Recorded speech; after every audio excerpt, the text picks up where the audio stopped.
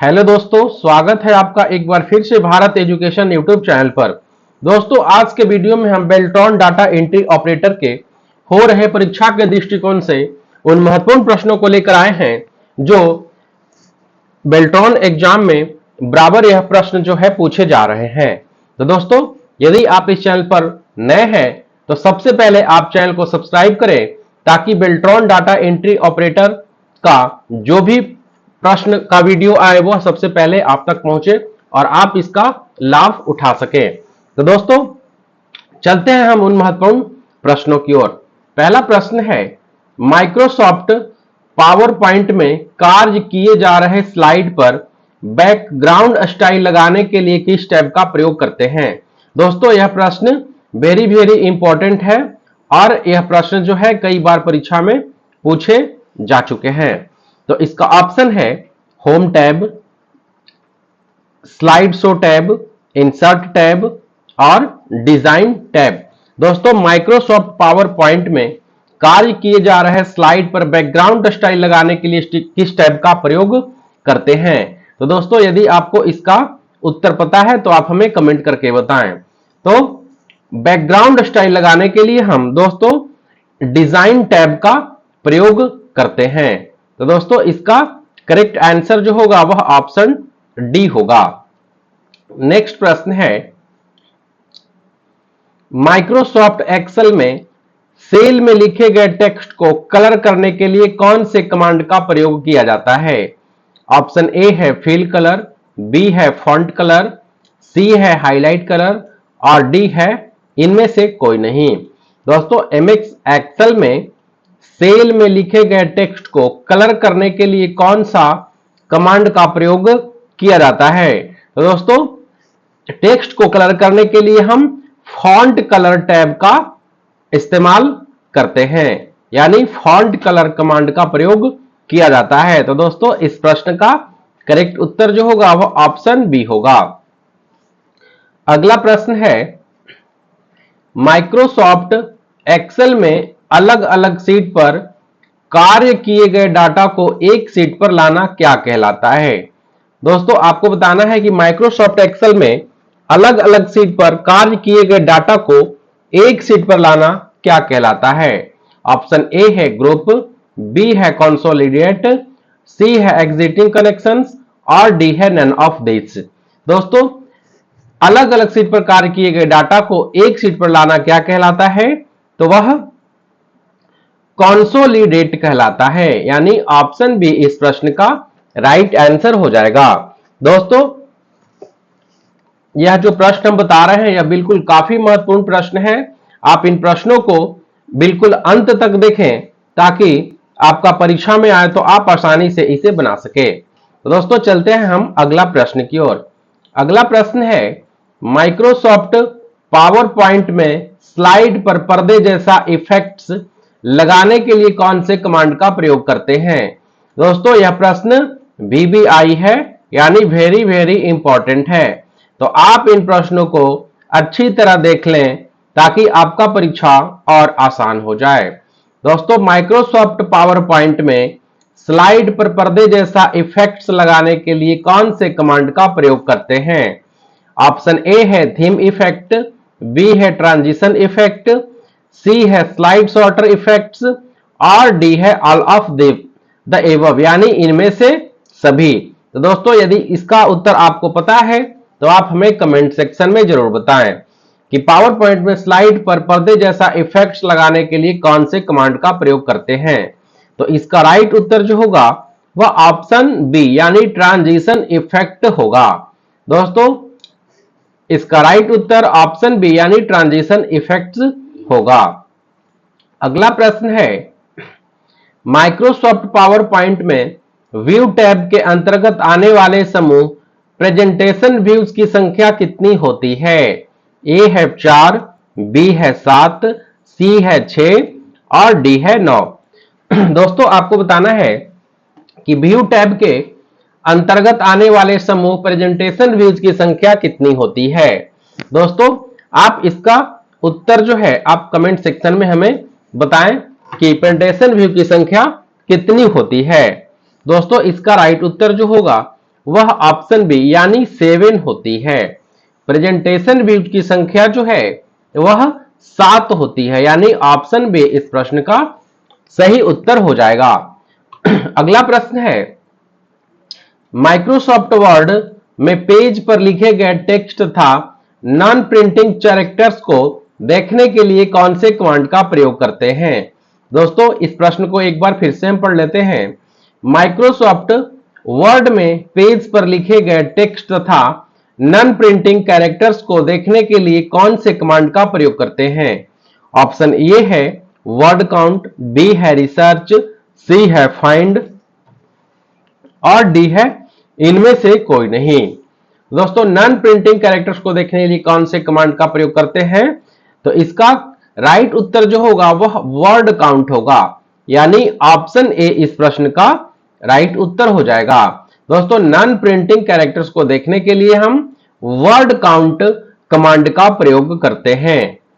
Next प्रश्न है, Microsoft word में रो और कॉलम का रेशियो कितना होता है। ए है 1:2, बी है 1:5, सी है 2:2 और डी है 1:1।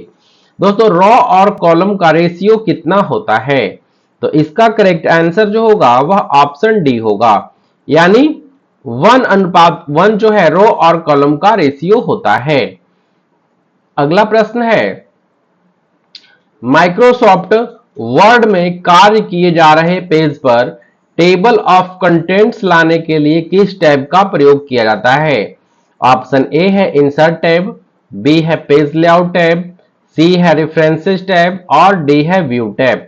दोस्तों माइक्रोसॉफ्ट वर्ड में कार्य किए जा रहे पेज पर टेबल ऑफ कंटेंट्स लाने के लिए किस टैब का प्रयोग किया जाता है, तो आपको पता होना चाहिए कि टेबल ऑफ कंटेंट्स लाने के लिए जो है वह रेफरेंस टैब का प्रयोग किया जाता है। तो दोस्तों इसका करेक्ट आंसर जो होगा वह ऑप्शन सी होगा।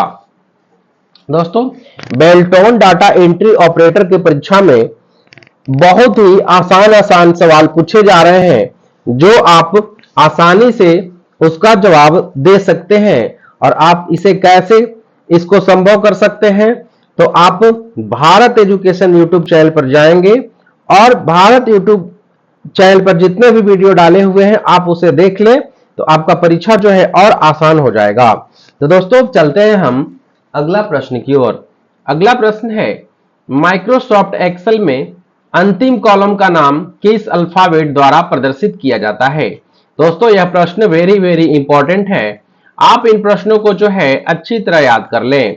माइक्रोसॉफ्ट एक्सेल में अंतिम कॉलम का नाम किस अल्फाबेट द्वारा प्रदर्शित किया जाता है। ऑप्शन ए है XFC, बी है XDF, सी है XFD और डी है XXFFD। दोस्तों माइक्रोसॉफ्ट एक्सेल में अंतिम कॉलम का नाम किस अल्फाबेट द्वारा प्रदर्शित किया जाता है, तो दोस्तों अल्फाबेट द्वारा, यानी A, B, C, D इस तरह से जो है कॉलम का नाम प्रदर्शित किया जाता है, तो आपको अंतिम कॉलम का जो है वह किस नाम से प्रदर्शित करता है, तो इसका करेक्ट आंसर जो होगा वह ऑप्शन सी होगा, यानी अंतिम कॉलम का नाम जो है वह XFD होगा। दोस्तों आप माइक्रोसॉफ्ट एक्सेल खोलकर देख सकते हैं कि आपका अंतिम वाला कॉलम जो रहता है उसका नाम क्या होता है दोस्तों, तो XFD होता है, यानी इसका करेक्ट आंसर जो होगा वह ऑप्शन सी होगा। नेक्स्ट प्रश्न है, MS एक्सेल में एक कॉलम में लिखे गए सेंटेंस को एक से अधिक कॉलम में वर्ड के अनुसार अलग अलग करने के लिए कौन से कमांड का प्रयोग किया जाता है। ऑप्शन ए है रिमूव डुप्लीकेट्स, बी है कनेक्शंस, सी है सब टोटल और डी है टेक्स्ट टू कॉलम। दोस्तों MS एक्सेल में एक कॉलम में लिखे गए सेंटेंस को एक से अधिक कॉलम में वर्ड के अनुसार अलग अलग करने के लिए कौन से कमांड का प्रयोग किया जाता है, तो दोस्तों इसका करेक्ट आंसर जो होगा वह टेक्स्ट ऑफ कॉलम्स होगा, यानी ऑप्शन डी इस प्रश्न का राइट आंसर हो जाएगा। नेक्स्ट प्रश्न है, एमएस वर्ड में इंसर्ट टैब में आने वाले लिंक समूह के अंतर्गत फाइल को कितने प्रकार से लिंक कर सकते हैं? 1, 2, 5 या 3? दोस्तों एमएस वर्ड 2007 में इंसर्ट टैब में आने वाले लिंक समूह के अंतर्गत फाइल को कितने प्रकार से लिंक कर सकते हैं? तो दोस्तों फाइल को लिंक करने के लिए आप 3 तरह से उसे जो है लिंक कर सकते हैं, यानी ऑप्शन डी इस प्रश्न का राइट आंसर हो जाएगा। अगला प्रश्न है, एमएस एक्सेल में सेल में लिखे गए स्मॉल लेटर्स को कैपिटल लेटर में बदलने के लिए कौन से फंक्शन का प्रयोग किया जाता है? दोस्तों यह प्रश्न वेरी सिंपल प्रश्न है कि एमएस एक्सेल में सेल में लिखे गए स्मॉल लेटर्स को कैपिटल लेटर में बदलने के लिए कौन से फंक्शन का प्रयोग किया जाता है? ऑप्शन ए है अपर फंक्शन, बी है लोअर फंक्शन, सी है प्रॉपर फंक्शन और डी है नॉन ऑफ दीज, यानी इनमें से कोई नहीं। तो दोस्तों स्मॉल लेटर को कैपिटल लेटर में बदलने के लिए हम किस फंक्शन का प्रयोग करेंगे? तो अपर फंक्शन का प्रयोग करेंगे। अपर फंक्शन से क्या होता है दोस्तों? तो स्मॉल लेटर को हम कैपिटल लेटर यानी छोटे लेटर को हम बड़े लेटर में कन्वर्ट कर सकते हैं या बदल सकते हैं। किसके माध्यम से? तो अपर फंक्शन के माध्यम से। यानी दोस्तों इस प्रश्न का करेक्ट आंसर जो होगा वह ऑप्शन ए हो जाएगा। अगला प्रश्न है, एमएस एक्सेल 2007 में टैब की संख्या कितनी होती है? दोस्तों यह भी प्रश्न वेरी सिंपल है, लेकिन बेल्ट्रॉन डाटा एंट्री ऑपरेटर के परीक्षा में इसी तरह के प्रश्न पूछे जा रहे हैं। तो आपको बताना है कि एमएस एक्सेल 2007 में टैब की संख्या कितनी होती है? 8, 10, 11 या 4? दोस्तों आप कमेंट करके बताएं कि एमएस एक्सेल 2007 में टैब की संख्या कितनी होती है दोस्तों? तो इसका करेक्ट आंसर जो होगा वह ऑप्शन ए यानी 8 होती है। टैब की संख्या जो है 8 होती है, तो इसका करेक्ट आंसर दोस्तों ऑप्शन ए हो जाएगा। नेक्स्ट है, एमएस एक्सेल में किन्हीं भी 5 छात्रों का रिकॉर्ड का औसत ज्ञात करने के लिए कौन सा फॉर्मूला प्रयोग होता है? दोस्तों एमएस एक्सेल में किन्हीं 5 छात्रों का रिकॉर्ड का औसत ज्ञात करने के लिए कौन सा फॉर्मूला प्रयोग होता है? ऑप्शन ए है सम, बी है मीन, सी है मैक्स और डी है एवरेज। तो दोस्तों इसका करेक्ट आंसर जो होगा एवरेज निकालने के लिए यानी औसत निकालने के लिए कौन सा फॉर्मूला का यूज होगा? तो एवरेज का यूज होगा, यानी ऑप्शन डी इस प्रश्न का राइट आंसर हो जाएगा। अगला प्रश्न है, एमएस वर्ड में डेकोरेटिव टेक्स्ट को क्या कहा जाता है?